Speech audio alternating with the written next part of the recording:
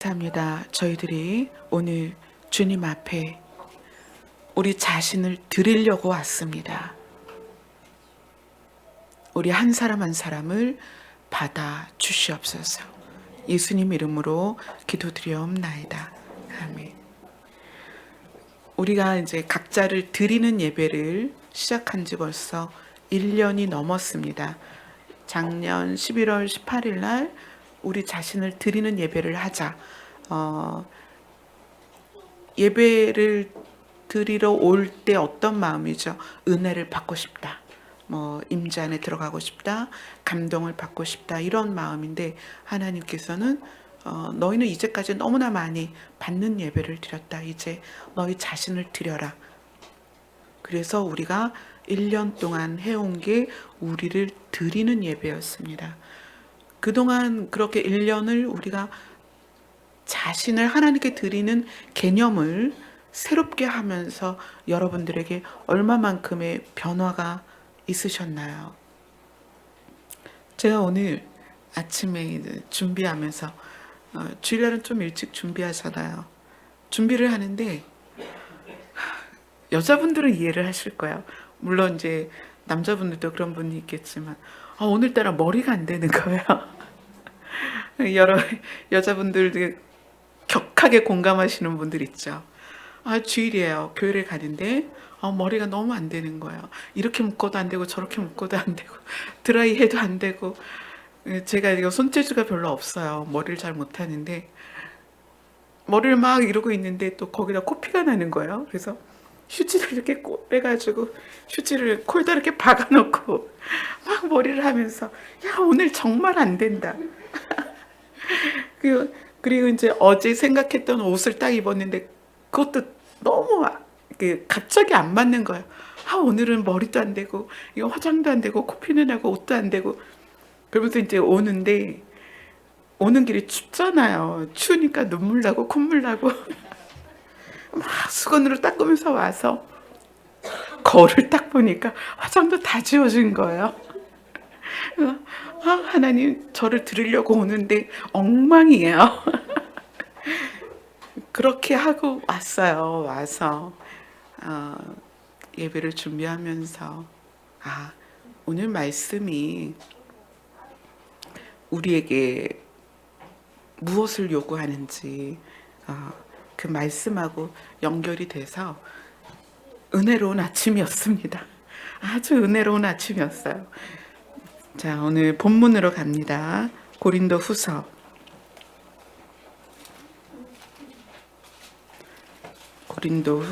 3장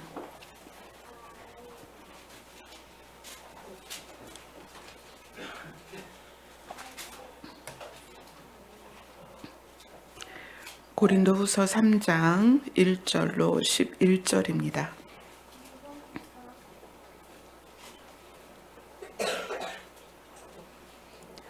같이 읽겠습니다. 시작. 우리가 다시 자천하기를 시작하겠느냐? 우리가 어찌 어떤 사람처럼 추천서를 너희에게 붙이거나 혹은 너희에게 받거나 할 필요가 있느냐? 너희는 우리의 편지라 우리 마음에 썼고 무사람이 알고 읽는 바라.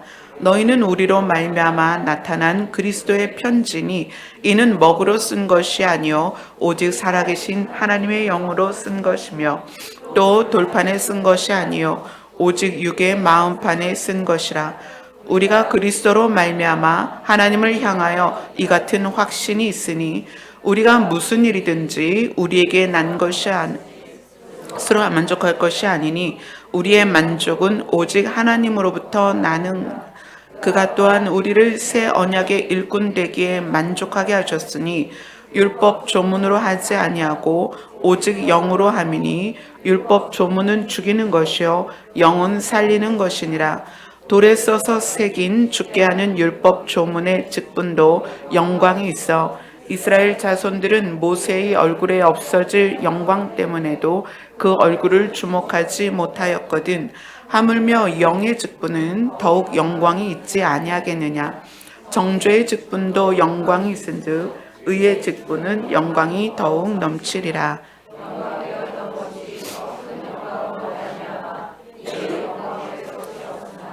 없어질 것도 영광으로 말미암았은즉 길이 있을 것은 더욱 영광 가운데 있느니라. 아멘. 오늘 말씀은 바울이 고린도에 있는 성도들에게 당부하는, 또 그리스도인이 무엇인가 하는 내용을 좀 더 깊이 다루는 이야기예요. 3장을 이렇게 시작하죠. 우리가 사도들이 다시 자천하기를 시작하겠느냐? 내가 사도다라는 것을 너희들에게 증명을 해야 되겠느냐? 쭉 그러면서 2절에 이렇게 시작해요. 너희는, 이렇게 이야기를 해요. 여기서 우리는 이제 사도들이고, 너희는 누구냐면 그리스라는 나라에서, 그리스가 이제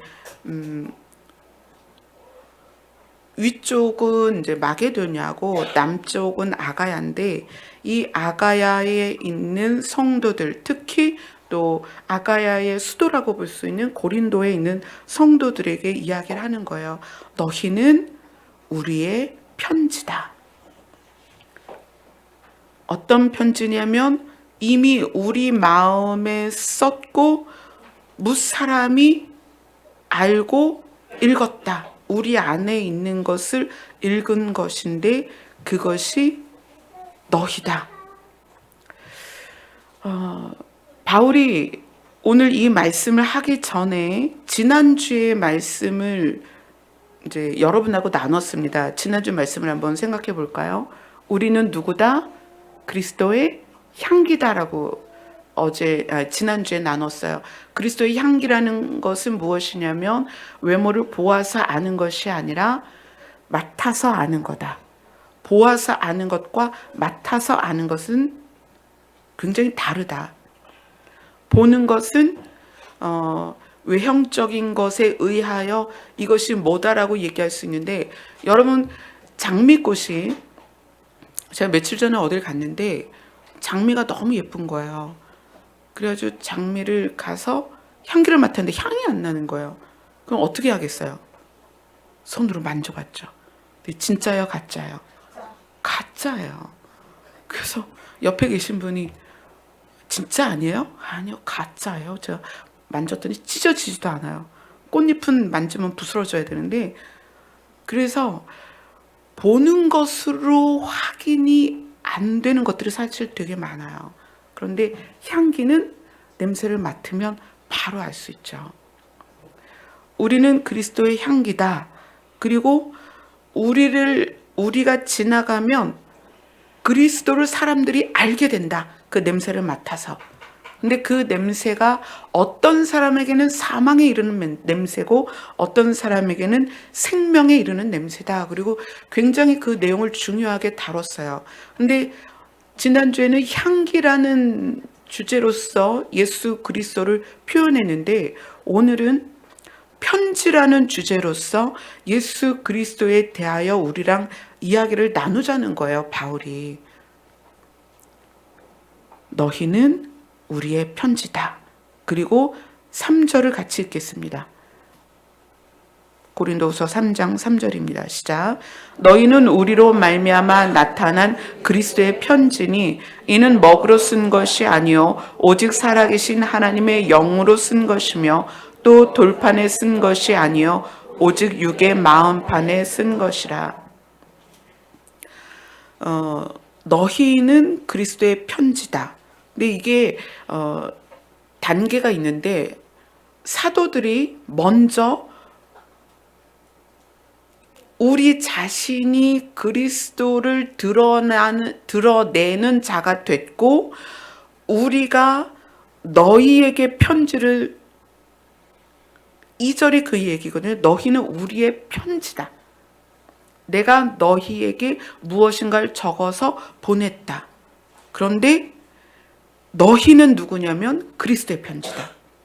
자, 그러면 예수님께서 바울에게 무엇인가 써야 될 내용을 알려주고, 바울이 이 사람을 앉혀놓고 이 사람에게 썼어요. 그래서 이 사람이 돌아다니면서 어떤 역할을 하냐면 그리스도의 편지로서의 역할을 하고 있는 거예요.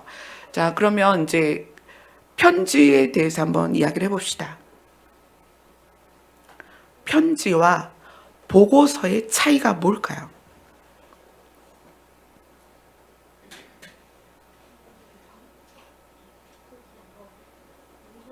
선생님한테 물어봐야 되겠다. 이수지 선생님. 학교 선생님이시니까 한번 물어보겠어요. 보고서와 편지의 차이가 뭘까요? 네. 네.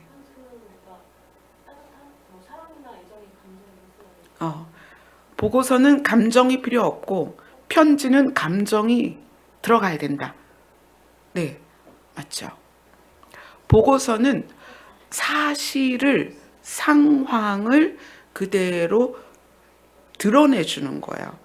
그런데 편지는 상황이나 사실을 드러내는 게 아니라 마음을 드러내는 거예요. 그게 보고서와 편지의 차이예요. 그러니까 바울이 나는 그리스도의 향기다. 내가 다니면 사람들이 나를, 내 행동을, 내 삶을 보면서 그리스도가 알아진다. 이렇게 표현을 했는데 그 바울이 대했던 성도들에게 뭐라고 얘기하냐면 너희는 그리스도의 편지다. 그래서 너희에게 나로 말미암아 무엇이 반영됐냐면 그리스도가 반영이 됐다는 거예요. 그러니까 제가 사역을 하는 동안 여러분을 수없이 만나고 있잖아요. 그러면 저에게서 여러분에게 반영돼야 될 것은 성경의 지식이 아니라 그리스도다. 여러분에게 그리스도가 반영이 돼야 된다. 특히 무엇이 반영이 돼야 되냐면 그리스도의 마음이 반영이 돼야 된다. 예수님이 키가 몇이고 머리카락이 무슨 색깔이고 눈동자가 무슨 색깔이고 예수님이 무슨 일을 했고 그것이 아니라는 거예요. 그거는 보고서입니다. 태초에 하나님이 천지를 창조하셨는데 이스라엘에 어떤 일이 있었고 무슨 왕이 뭘 했고 선지자가 뭘 했고 어떤 제자가 무엇을 했고 이거는 보고서입니다. 편지는 하나님이 왜 천지를 창조하셨고 왜 선지자들을 보냈으며 이스라엘이 왜 그 포로로 잡혀가는 그런 생활을 할 수밖에 없었고 하나님이 왜 이스라엘을 애굽에서 가나안으로 들여보내는지 왜 역사는 반복되고 계시가 반복되고 이러한 일들이 왜 예수님이 이 땅에 오셨는지 무엇을 여러분이 아셔야 되냐면 이 성경 절절히 흐르는 마음이라는 거예요. 마음. 성경은 역사책도 아니고 하나님의 일하신 보고서도 아닙니다. 편지입니다. 그래서 여러분은 이 편지 안에서 마음을 읽어야 되는 거예요. 바울이 내가 그리스도의 향기다. 우리 사도들은 그리스도의 향기다. 너희들은 우리를 통해서 그리스도의 냄새를 맡아야 된다. 그렇게 해서 냄새를 맡은 자들에게 예수님의 마음이 반영되어서 그 반영된 예수님의 마음으로 살아가는 모습을 무엇이라고 표현했다? 그리스도의 편지라고 표현을 했다는 거예요. 그러면 이제 여러분이 오랫동안 교회를 다녔으니까 여러분은 이 두 가지가 다 돼야 되는 거죠. 여러분에게서 향기도 나야 되고 그리스도의 편지의 역할도 해야 된다. 자, 이 부분에 대해서 이제 바울이 설명을 합니다. 3절에 보니까 너희는 편지다. 편지면 글을 써야 될 거 아니에요. 그죠? 근데 글을 쓸 때의 도구가 먹이 아니다. 그 당시에는 먹을 갈아서 펜촉에 묻혀서 썼으니까 먹이 글을 쓰는 도구였겠죠. 그런데 너희에게 편지를 쓸 때 쓰는 도구는 먹이 아니라 하나님의 영이다. 자, 그러면 성경을 쓸 때 성경을 쓰는 도구가 뭐였는지 여러분 기억나세요?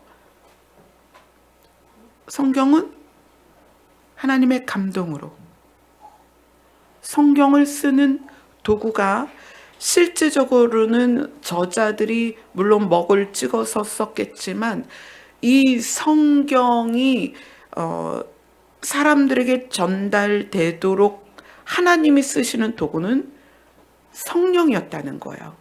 그래서 사도 바울이 내가 너희들에게 이 편지로서 예수님의 마음을 너희들에게 반영시킬 때 도구가 뭐냐면 먹이 아니라 하나님의 영이다. 하나님의 영으로 너희에게 편지를 써줬다 이거죠. 자, 등을 돌려봐. 그리고 편지를 썼어요. 여러분에게 등에 편지를 썼는데 그 도구가 하나님의 영이라는 거예요. 자, 그 다음에 어디에 썼느냐 그 얘기를 합니다. 돌판에 쓴 것이 아니다. 오직 어디에 썼다? 마음에 썼다. 마음에 썼다. 4절, 5절은 이제 뭐에 대해서 이야기하냐면 사도들이 성도의 마음에 하나님의 마음을, 예수의 마음을 써내려가는 자격에 대해서 얘기합니다. 우리가 그리스도로 말미암아 하나님을 향하여 이 같은 확신이 있으니 우리가 무슨 일이든 우리에게서 난 것 같이 스스로 만족할 것이 아니니 우리의 만족은, 여기서 만족은 자격이라는 뜻으로 다른 성경은 해석을 했어요. 우리의 자격은 오직 하나님으로부터 났다. 내가 너희들에게 이렇게 너희를 그리스도의 편지화 시킨 그런 시킬 수 있었던 자격, 그것은 하나님께로부터 왔다. 그리고 그가 또한 하나님께서 우리를 새 언약의 일꾼이 되기에 만족하게 하셨고 될 자격을 주셔서 율법 조문으로 하지 않고 영으로 했다. 자,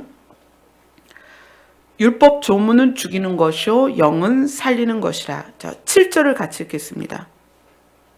시작. 돌에 써서 새긴 죽게 하는 율법 조문의 직분도 영광이 있어 이스라엘 자손들은 모세의 얼굴에 없어질 영광 때문에도 그 얼굴을 주목하지 못하였거든.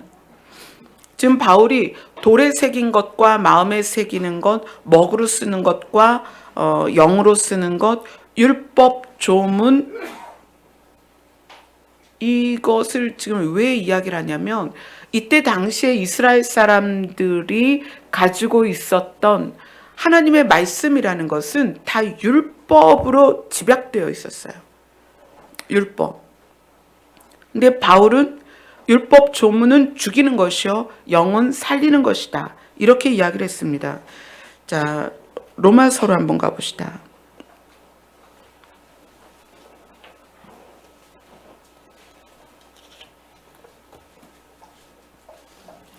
로마서 7장으로 갑니다.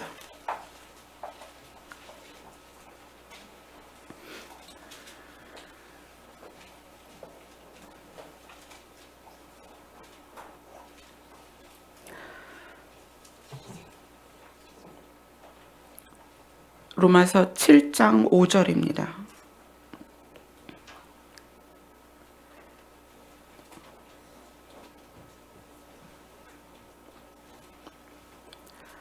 같이 읽겠습니다. 시작. 우리가 육신에 있을 때에는 율법으로 말미암는 죄의 정욕이 우리 주체 중에 역사하여 우리로 사망을 위하여 열매를 맺게 하였더니. 구약은 옛 약속이고 옛 계명이 함축되어서 이스라엘 백성들에게 알려졌습니다. 이스라엘 백성은 어찌하든지 율법을 지키려고 노력을 했어요. 근데 바울이 뭐라고 얘기하냐면 율법에 의하여 우리가 사망의 열매를 맺는다 이렇게 얘기를 해요. 율법 때문에 사망의 열매를 맺는다 이렇게 얘기를 합니다. 여러분, 왜 율법이 사망의 열매를 맺게 하느냐? 하나님이 율법을 이스라엘 백성에게 줄 때에는 의도가 있었습니다. 사람은 늘 죄를 짓기 때문에 이 죄에 의하여 죽게 되니까 죄를 짓지 마라. 그래서 율법을 주시면서 이렇게 하면 죄다, 이렇게 하면 죄다, 이렇게 하면 죄다, 이렇게 하면 죽는다. 이렇게 알려주셨습니다. 근데 사람이 나면서부터 생각이 악하다 보니까 이렇게 지키지 않으면 죄가 아니구나. 그럼 이렇게 행하지 않으면 죽겠구나. 그래서 율법을 지켜서 살려고 노력을 했는데 나면서부터 악하다 보니까 사람이 지키는 거에 한계가 오는 거예요. 한계가. 그래서 아무리 지켜도 예를 들어서 100개 중에 99개를 지켰는데 하나를 안 지키면 죄인인 거예요. 율법의 특징은 우리가 죄인일 수밖에 없다는 것을 극명하게 알려주는 거예요. 그래서 바울이 나는 정말 열심히 율법을 지켰다. 그런데 정말 열심히 율법을 지켰음에도 불구하고 우리는 사망의 열매를 맺었다. 왜냐하면 우리는 죄를 이길 수가 없다. 우리가 너무 악하기 때문에 죄를 이길 수가 없다. 하나님이 주신 율법이 100가지라면 100가지를 완벽하게 지킬 수가 없다. 그래서 이 율법 때문에 우리는 스스로 사망에 이르는 자라는 것을 증명해 보이는 거예요. 율법 때문에. 이 상태에서 이 바울이 사람들에게 그렇기 때문에 무엇이 필요하다? 너희가 지킬 수 없는 율법을 끝내서 완성하신 분에 의한 혜택이 필요하다는 걸 이야기하는 거예요. 너희가 율법을 다 지킬 수 있니? 그럴 수 없어. 나도 예전에 해봤는데 내가 삶을 살아보니까 나는 사망의 열매밖에는 안 되더라. 이걸 어떻게 하겠니? 우리는 율법을 아무리 지키려고 해도 다 지킬 수가 없어.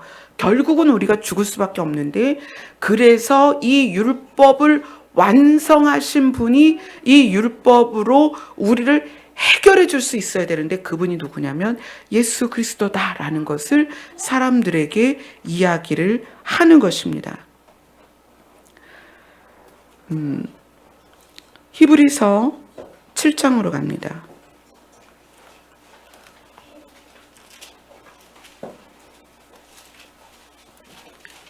히브리서 7장 19절 18절 19절을 같이 읽습니다. 히브리서 7장 18절 19절 같이 읽습니다. 시작. 전에 있던 계명은 연약하고 무익함으로 패하고 율법은 아무것도 온전하게 못할지라 이에 더 좋은 소망이 생기니 이것으로 우리가 하나님께 가까이 가느니라. 생명이 하나님께로부터 오기 때문에 사도들이 가르칠 때 제자들에게 자, 우리가 하나님께 가야 살 수 있다. 하나님만이 우리에게 생명을 줄 수 있다. 그런데 우리가 지켰던 율법으로는 도저히 살 수가 없다. 왜냐하면 우리는 나면서부터 악하고 우리가 지켜야 될 모든 율법을 우리가 완벽하게 지킬 수가 없다. 율법은 아무것도 온전하게 할 수 없다. 율법으로 말미암아 우리는 죄인이라는 것을 깨달을 뿐이다. 아, 난 죄인이구나. 율법을 보면 그것만 깨닫는 거예요. 그래서 이 바울이 그렇기 때문에 너희들이 무엇이 필요하냐면 율법보다 더 좋은 소망이 필요하다. 이것 때문에 우리가 하나님께 가까이 갈 수가 있다. 자, 그것을 하나님께서는 이미 구약에서 이스라엘 사람들에게 율법이 아닌 다른 것으로 너희들을 살려주겠다라는 약속을 했는데, 그 약속을 모르는 이스라엘 사람들에게 바울이 그것을 지금 설명하는데, 우리가 이제 구약에서 하나님이 율법이 아닌 다른 것으로 우리를 살리겠다는 약속이 어디에 있는지 한번 보겠습니다. 예레미야서로 갑니다. 예레미야서 31장입니다.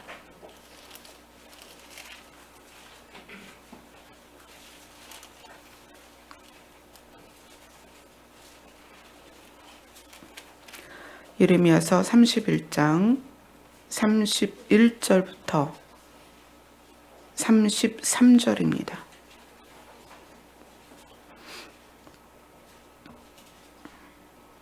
같이 읽겠습니다.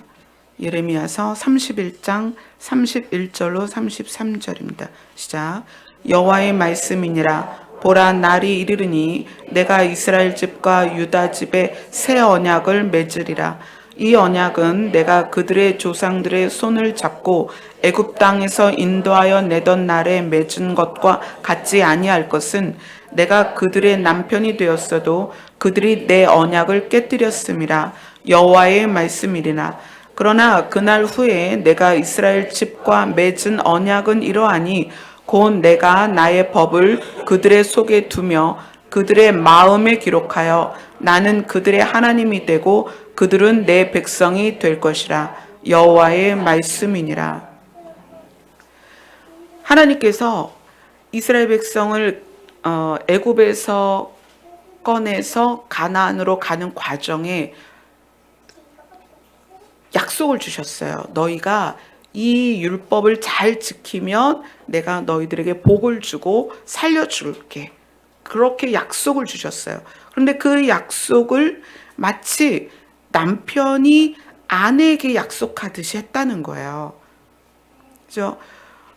결혼을 하게 되면 주례사를 할 때 주례자가 남편은 어떻게 해야 되고 아내는 어떻게 해야 되고 이렇게 이야기를 해주지만, 또 남편들이 아내들에게 하는 약속이 있잖아요. 내가 당신 평생 손에 물 안 묻히게 해줄게. 그리고 어떻게 해요? 고무장갑 껴준다면서요. 이 남편과 아내 사이에 남편들이 사랑하는 아내에게 하는 약속들이 있어요. 내가 어떻게 해줄게, 어떻게 해줄게, 어떻게 해줄게. 그런데 그러한 약속들, 이 약속이라는 거는 남편과 아내가 함께 하는 건데, 하나님이 그렇게 이 백성들에게 약속을 해줬는데 그들이 내 언약을 깼다. 아내가 남편과의 약속을 깼다는 얘기예요. 그래서 내가 더 이상 깨질 수 없는 정말 강력한 약속을 줄게. 그것이 새 언약이다. 그런데 그것은 말로만도 아니고 편지 이렇게 글로 쓰는 것도 아니고, 내가 어디다가 그 약속을 새겨줄 거냐면 너희의 마음에 새겨줄 거다. 이렇게 예레미야서에 하나님께서 우리에게 알려주셨어요. 자, 로마서로 갑니다.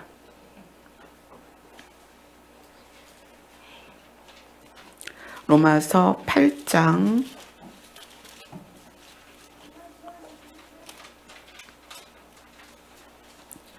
2절로 6절입니다.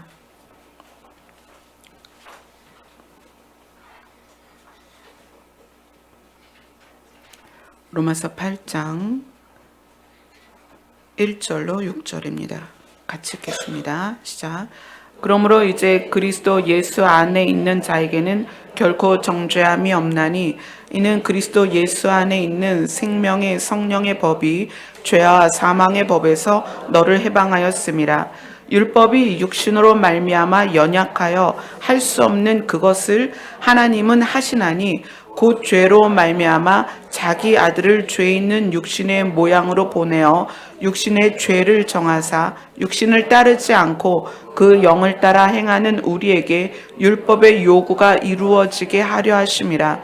육신을 따르는 자는 육신의 일을, 영을 따르는 자는 영의 일을 생각하나니 육신의 생각은 사망이요 영의 생각은 생명과 평안이니라. 예수 그리스도 안에 있는 자에게는 정죄함이 없다라고 이야기를 하는데, 그 얘기는 뭐냐면 예수님이 하나님이신데 이 땅에 사람으로 오셨어요. 사람은 아담 이후로 사망 가운데 있습니다. 예수님이 죄가 없는 분이지만 사망의 사람의 몸으로 오셨기 때문에 죽을 수밖에 없는 거죠. 이 예수님께서 온 인류의 죄를 다 가지고서 죽으셨어요. 그래서 뭘 해결하셨냐면 사망을 해결하신 거예요. 내가 다 죽었어. 사망을 해결했고 그 다음에 죄를 해결했어요. 사망이 죄의 결과니까 죄의 문제, 사망의 문제를 해결했어요. 해결했다는 증거가 뭐냐면 예수님이 살아나셨으니까. 부활하셨죠? 예수님이 살아나셨어요.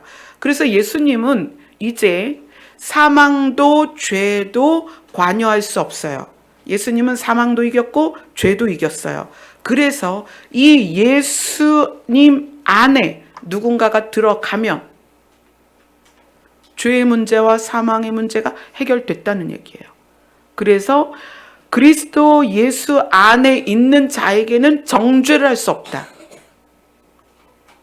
그리스도가 죄의 문제, 사망의 문제를 해결했기 때문에 그리스도 안에 들어가면 죄의 문제로서 너에게 무슨 죄가 있다라고 말할 수 없다는 거예요.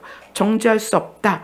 그래서 예수 안에 있는 생명이 너희들을 사망에서 해방했다. 그걸 이야기를 해주는 거예요. 그런데 우리는 뭐로 살아가고 있냐면 육신으로 살아가고 있단 말이에요. 그러니까 이 육신이 이 땅에 있으면서 예수 그리스도 안에 있지만 육신이 자꾸 죄를 짓는 거거든요. 그래서 그것에 대해서 어떻게 할 것이냐. 그것에 대해서. 그래서 그것을 위해서 우리의 마음에 예수의 편지를 썼다는 거예요. 우리 마음에. 그럼 그 의미가 뭐냐면 율법은 행동을 교정하게 합니다. 그러니까 뭐라고 얘기하죠? 너 이거 하면 죄니까 이거 하지 마. 또 이렇게 해야 하나님이 기뻐하시니까 이렇게 해. 이것이 율법입니다. 그래서 이스라엘 사람들이 그거를 계속 지켰습니다. 하라고 하는 걸 다 했어요. 나는 풀의 11조, 곡식의 11조, 양의 11조, 물질의 11조 다 드렸습니다. 이웃을 도우라고 그러면 도왔습니다. 일을 하지 말라고 하면 하지 않았습니다. 거짓말 하지 말라고 해서 거짓말 안 했습니다. 그러함에도 불구하고 율법이 모든 사람에 대하여 온전하게 그 효력을 발휘할 수 없었던 이유가 있습니다. 그 이유가 뭘까요? 로마서 6장을 봅니다. 로마서 6장 17절 18절입니다. 로마서 6장 17절 18절 같이 읽습니다. 시작. 하나님께 감사하리로다. 너희가 본래 죄의 종이더니 너희에게 전해준 바 교훈의 본을 마음으로 순종하여 죄로부터 해방되어 의에게 종이 되었느니라. 이건 무슨 얘기냐면 우리가 우리의 재료, 우리를 만든 재료가 뭐냐면 아담은 에덴의 흙이었습니다. 우리는 세상의 흙이 우리의 재료예요. 아담의 재료는 에덴의 흙이었지만 우리는 에덴 밖의 흙입니다. 에덴 밖의 흙은 무엇을 내요? 가시와 엉겅퀴를 낸다는 얘기예요. 질 자체가 에덴 밖의 모든 땅은 저주를 받았다 이렇게 얘기해요. 성경은. 그래서 그 흙은 무엇을 내냐면 계속 가시와 엉겅퀴를 내요. 근데 우리의 몸이 우리가 흙이 재료란 말이에요. 근데 우리의 몸을 이루는 그 흙은 저주받아서 우리는 계속 가시와 엉겅퀴를 내요. 악하단 말이에요. 그래서 무엇을 이야기하냐면 마음으로 순종해야 의의 종이 된다. 지금 읽은 게 그거예요. 로마서 6장 17절. 너희가 본래 죄의 종이더니 너희에게 전하여 준 바 교훈의 본을 마음으로 순종하여 그 다음에 죄로부터 해방이 되고 의의 종이 되었다. 그리고 나서 19절을 같이 읽어봅시다. 19절 시작. 너희 육신이 연약함으로 내가 사람의 예대로 말하노니 전에 너희가 너희 지체를 부정과 불법에 내주어 불법에 이른 것 같이 이제는 너희 지체를 의에게 종으로 내주어 거룩함에 이르라. 거룩함이 없이는 하나님을 볼 수 없다. 근데 거룩함에 이르는 방법이 의의 종이 되어라. 내 의의 종이 되는 방법이 뭐냐면 마음으로 순종하는 거다. 마음으로 순종하여 의의 종이 되고 의의 종이 되면 거룩함에 이르러서 거룩한 자가 하나님을 볼 수 있다는 거예요. 하나님께 갈 수 있다는 거예요. 그래서 하나님께서 새 언약을 주시는데 그 새 언약은 어디에 쓴다? 마음에 쓴다. 마음에. 근데 그 새 언약을 마음에 쓰는 도구가 뭐다? 먹이 아니라 하나님의 영이다. 자, 정리합니다. 우리에게 예수님을 드러내는 편지를 쓰는데 편지는 예수님의 마음이다. 그러면 우리의 예수님의 마음을 써야 되는데 우리의 마음에 예수님의 마음을 쓰려면 도구가 뭐다? 하나님의 영이다. 교육도 훈련도 우리 마음에 예수님의 마음을 반영할 수 없다. 무엇만이 가능하다? 하나님의 영으로 가능하다. 여러분, 이건 굉장히 중요한 얘기입니다. 우리가 그리스도의 편지가 되려면 우리의 마음에 예수님의 마음을 써야 되는데 예수님의 마음이 반영되게 하는 도구는 하나님의 영이다. 훈련과 교육으로 절대 할 수 없다. 그래서 우리가 그리스도의 편지가 되기 위하여 예수님의 마음이 우리에게 반영되기 위하여 해야 할 일은 무엇이다? 하나님 앞에 가야 되는 거예요. 하나님께서 하나님의 영으로 예수님의 마음을 우리 마음에 새겨주신다는 거예요. 자, 그러면 율법은 몸으로 지키는 거였습니다. 근데 하나님께서 율법을 왜 주셨겠어요? 너희가 죄 짓지 말고 구원 받으라는 의미로 주신 거거든요, 율법은. 그러면 하나님은 그 율법의 내용을 무엇으로 주셨냐면 율법 교사가 예수님의 질문에 율법을 완전히 함축해서 율법은 두 가지 내용입니다. 하나는 뭐다? 하나님을 사랑하는 것입니다.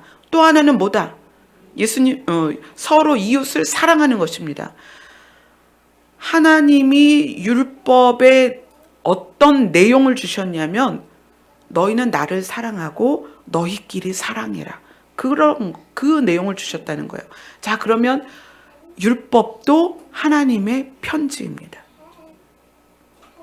율법도 하나님을 반영시켰다는 거예요. 하나님 자신을 누구라고 소개했어요? 하나님은 사랑이시다. 그래서 하나님이 사랑이신 것을 율법에 그대로 반영했어요. 근데 그 율법이 사람들에게 전해졌을 때 사람들은 그 율법을 몸으로 지키려고 했다는 거예요. 몸으로. 그러니까 그게 돼요, 안 돼요? 안 되는 거예요. 그러니까 예수님이 하나님께서 이게 사람들이 마음이 바뀌어야 되는데 몸으로만 그걸 하려고 하는 거예요. 자, 여러분, 몸으로서 어떤 것을 규칙을 지키고 따라하는 것은 뭐가 되냐면 외식이 돼요. 외식. 교회 안에서 훈련이나 교육으로 어떤 것을 하게 하면 이것이 행동을 바꿀 수는 있어요. 그런데 행동이 마음을 바꾸느냐? 그러긴 힘들다는 거예요. 행동이 바뀐 것으로 사람들은 자기가 그렇게 변했다고 생각하지만 하나님은 나는 너의 행동을 보는 게 아니라 네 중심을 본다. 네 마음을 보겠다. 그런데 사람들은 자기가 행동이 바뀌면 마음도 거룩해질 줄 알고 열심히 행동을 바꾸는 거예요. 근데 그것을 성경이 마음은 바뀌지 않고 행동이 바뀐 것을 외식이다. 이렇게 얘기해요. 그러면 이 외식이 또 어떤 영향을 주냐면 마음은 안 바뀌고 행동이 바뀐 것을 나라고 생각하는 거예요. 가면을 썼는데 그 가면이 나라고 생각하는 거예요. 요즘 겨울왕국 유행하잖아요. 요즘 또 난리 났어요. 엘샤, 안나 막 그래갖고 딸 가진 엄마들은 이제 또 엘샤 원피스 사줘야 돼요. 그럼 아이들이 화면으로 본 엘샤의 옷을 자기가 입고 어떻게 느껴요? 와, 나도 엘샤 같아. 막 이러죠. 엘사. 엘샤가 아니에요. 엘사. 발음 교정을 받았습니다, 지금. 엘사 같은 옷을 입으면 여자아이들이 그런 거예요. 우와, 나도 엘사 같아. 막 이렇게 예쁘게 걷고, 우아하게 말하고. 근데 진짜 엘사예요? 아니거든요. 아니란 말이에요.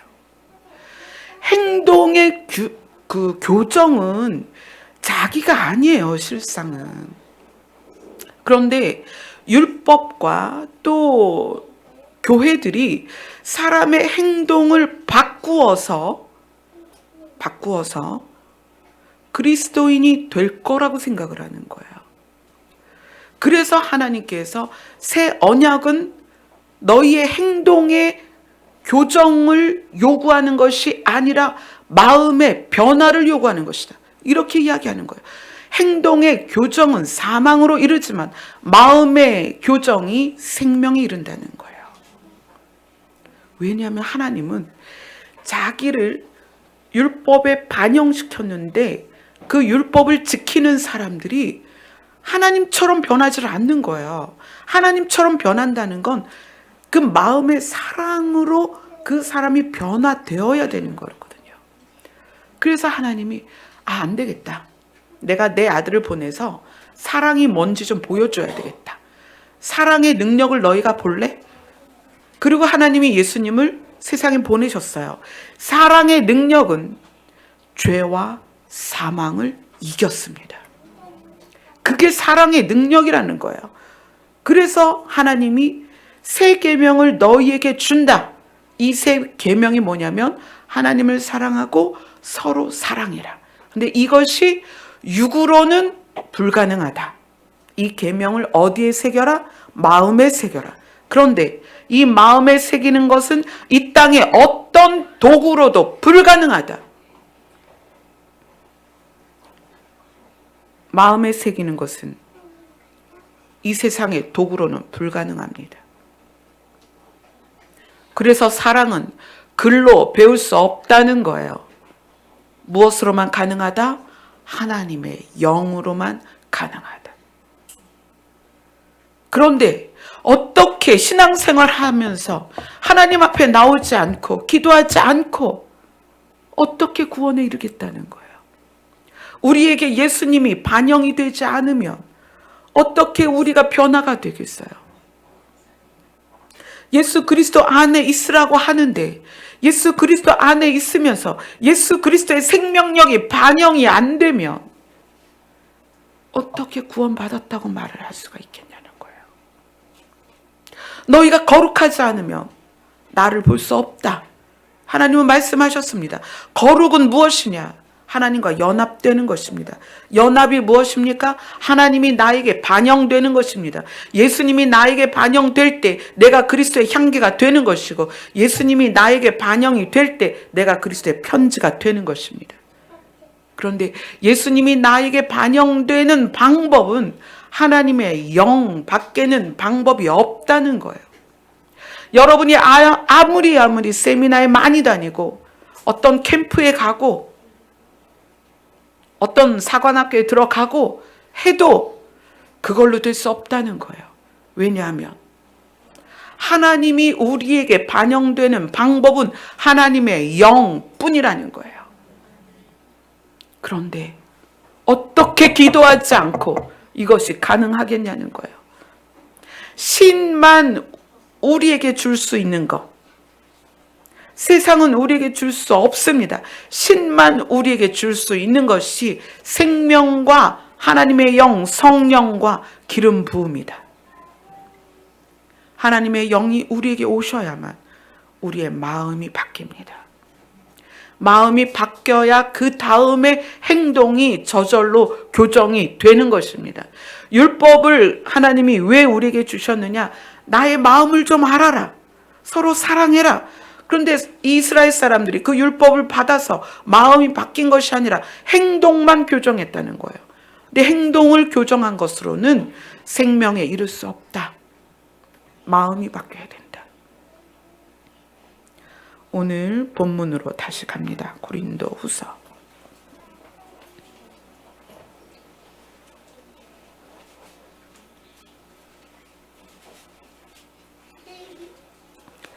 고린도후서 3장 6절입니다. 같이 읽겠습니다. 고린도후서 3장 6절 시작. 그가 또한 우리를 새 언약의 일꾼 되기에 만족하게 하셨으니 율법 조문으로 하지 아니하고 오직 영으로 함이니 율법 조문은 죽이는 것이요 영은 살리는 것이니라. 훈련을 받으면 훈련을 잘 받아서 그 훈련된 것에 능숙한 사람은 기능이 좋다 혹은 기술이 좋다 이렇게 평가가 돼요. 우리는 훈련으로서 말씀을 기능적으로 기술적으로 드러내는 삶이 아니라 하나님은 지금 그걸 요구하시는 게 아니에요. 우리의 마음이 새로워지기를 바라시는 거예요. 그래서 우리의 마음이 새로워져서 삶이 저절로 바뀌는 거죠. 너희가 내 안에 있으면 열매를 절로 맺을 것이다. 예수 그리스도 안에 있으면 너희가 절로 맺을 것이다. 예수 그리스도가 우리에게 반영되면 너희는 절로 열매를 맺을 것이다. 그런데 그 반영이 뭐다? 마음이 예수 그리스도화 되는 거예요. 그럼 예수 그리스도의 마음이 무엇일까? 하나님의 마음이 무엇일까? 사랑이라는 거예요. 그래서 사랑이 우리 안에 부어져서 그 사랑으로 표출되는 삶, 그렇게 돼야 그것이 그리스도의 편지라는 거예요. 그것이 그리스도의 향기입니다. 근데 이것이 행동 교정으로 어떻게 되겠냐는 거예요. 지금 이 시대의 교회에 왜 능력이 없는가? 왜 많은 사람들이 교회를 떠나는가?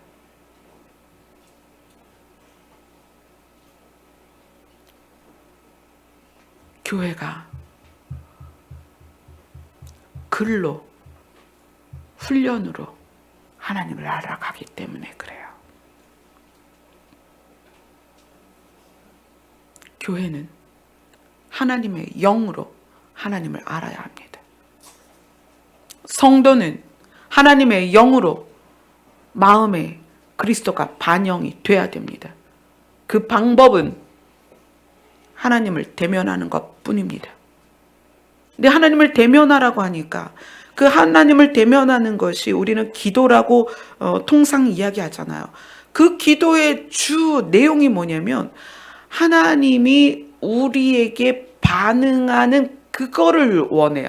체험. 하나님이 우리에게 어떻게 반응하시는가?